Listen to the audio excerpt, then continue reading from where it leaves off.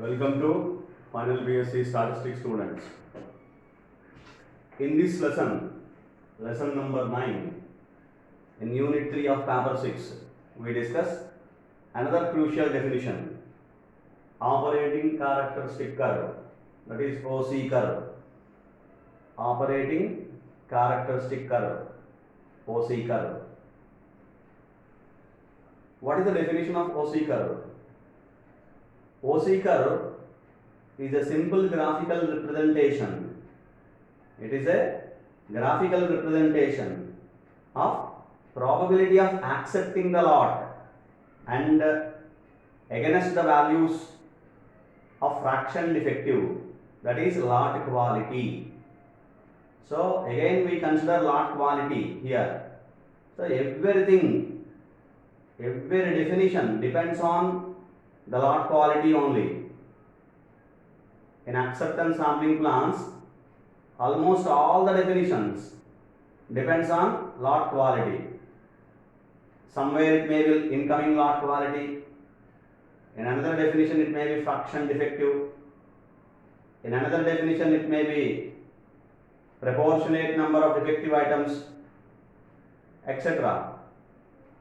So whatever we consider the quality. Our objective is to give the qualitative product so that number of defectives should be minimized, and whatever the discovered defectives which are to be replaced with good ones. This is the conceptual thing behind this all acceptance sampling plans. The entire procedures of acceptance sampling plan, the statistical techniques of acceptance sampling plans, of statistical quality control. So now if we consider small p is the fraction defective. Here we consider the lot quality, I am considering fraction defective.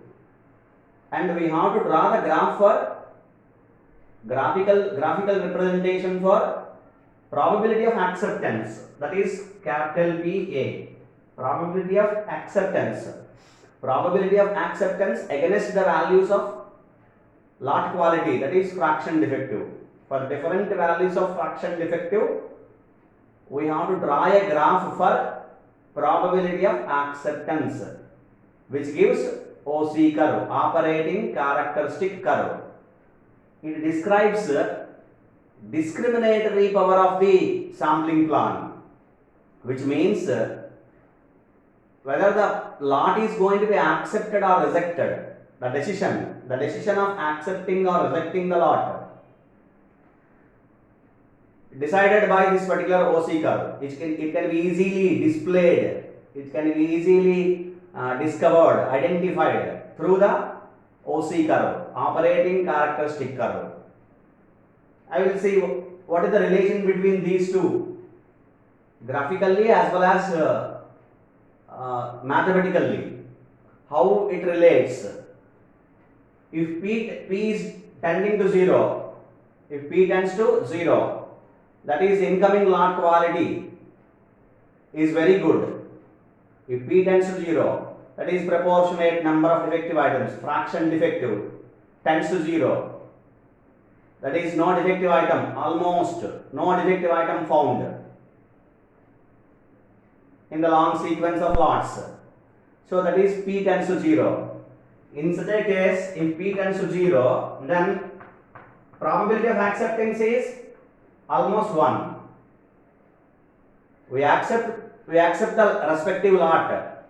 If there are no defective items, obviously we accept the lot. A simple reason. No need to have any kind of thinking. That is a formula. No need to have any kind of formula. Simply we can accept the lot because of no defective item found. So therefore, if P tends to 0, probability of acceptance is almost 1. It tends to 1. Right? Similarly, if P increases, fraction defective increases, then probability of acceptance decreases. Hope you understand? If P tends to 0, then probability of acceptance PA tends to 1. If P tends to P is increasing, if P increases, that is fraction defective increases, then probability of acceptance decreases. Okay, and at the end, if you consider if P tends to 1, that's not a good lot. It contains more defective items, many number of defective items. So therefore, capital PA, it tends to 0, acceptance. Capital PA, probability of acceptance will be 0. Then we have to go for 100% inspection. Of course, that is not the matter of the probability of A, that is PA. PA does not refer whether it is going for the 100% inspection and all the bad items, that is defective items, are to be replaced with good ones, etc.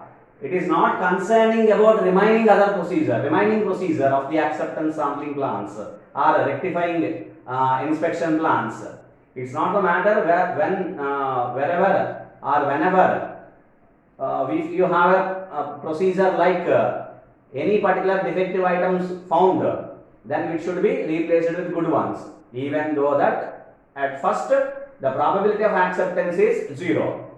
Because of P tends to 1, number of defective items are more, fraction defective tending to 1, then probability of acceptance tends to 0. It becomes 0. You observe these values, and so that now we draw the graph. That is OC curve.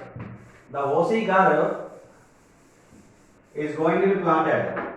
I write these values. If P tends to 0, then capital PA tends to 1. If small p, the fraction defective, tends to 1, then capital PA tends to 0. By keeping these two particular values, I draw the graph OC curve. What is OC curve? It is a graphical representation. It is a graphical representation for probability of acceptance. That is, in y-axis you have to consider PA, in x-axis you have to consider P, small p, fraction defective. For different values of fraction defective small p, we have to plot PA, probability of acceptance. The values of probability of acceptance are to be considered on y-axis against the values of lot quantities P, that is fraction defective P. For different values of P, you have to plot PA. This is probability of acceptance PA. This is P, fraction defective. You have to consider an x-axis P, fraction defective or lot quality. On y-axis you have to consider PA, capital PA, probability of acceptance.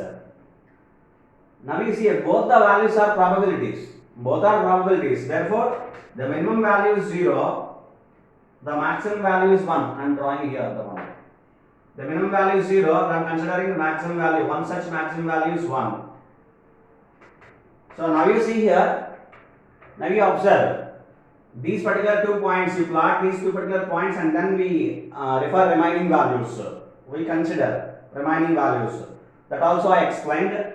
You see here, if P tends to 0, PA tends to 1, P is 0, then probability of acceptance is 1. This is the point. And if P tends to 1, that is P is 1, probably, then PA is tending to 0, that is this. So this is the point. Now in between the values, if P is rising between 0 and 1, that is if P is increasing, if P increases, small p, fraction defective increases, then capital PA, probability of acceptance, decreases. If P increases, capital PA decreases. Fraction defective P increases like this.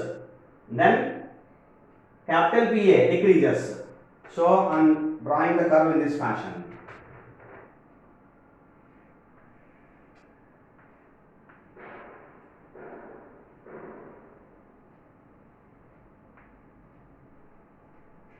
Okay. and the value tends to 0. The value will be 0 if p tends to 1. If p is 1, then pa is 0. If p is 1, this small p, fraction defective is 1, then capital Pa is 0. This is the point. So, meanwhile in between the points, if p increases, Pa decreases. That is only the part of the curve it is going to be shown. The middle values. So, hope you understand. If p is 0, that is whenever I talk p, whenever I say p, that is fraction defective, small p. If p is 0, then capital Pa is 1. If p is 0, capital Pa is 1. And p increases, then Pa decreases. That is probability of acceptance decreases. And one particular value, p is 1.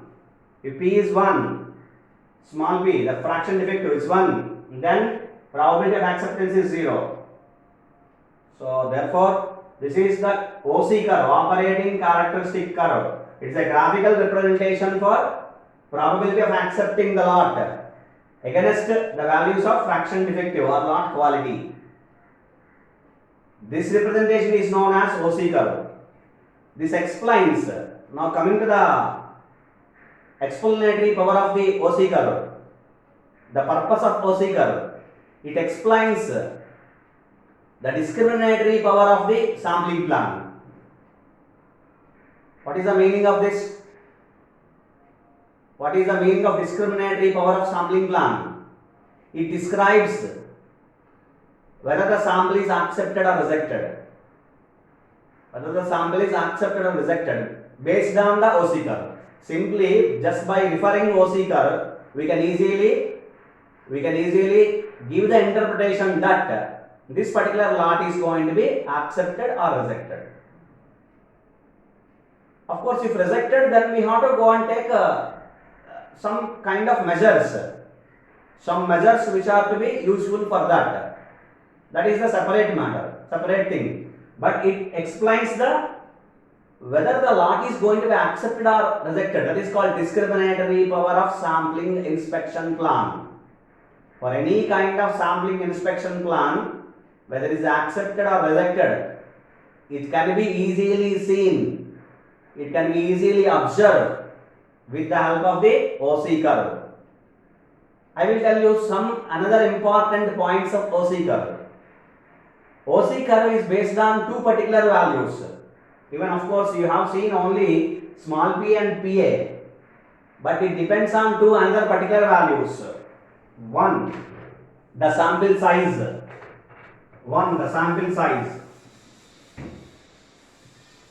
The sample size n.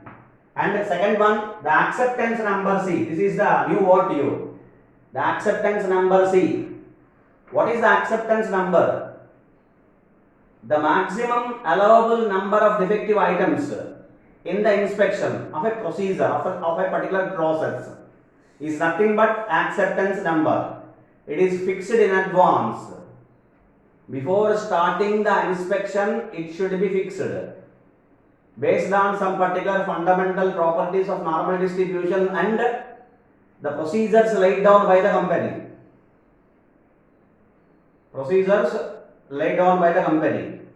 So therefore, C is nothing but acceptance number and N is the sample size. The operating characteristic curve depends on these two particular values. I will tell you one particular point regarding this. When we get a good quality of the product, based on the OC curve, how can we explain it?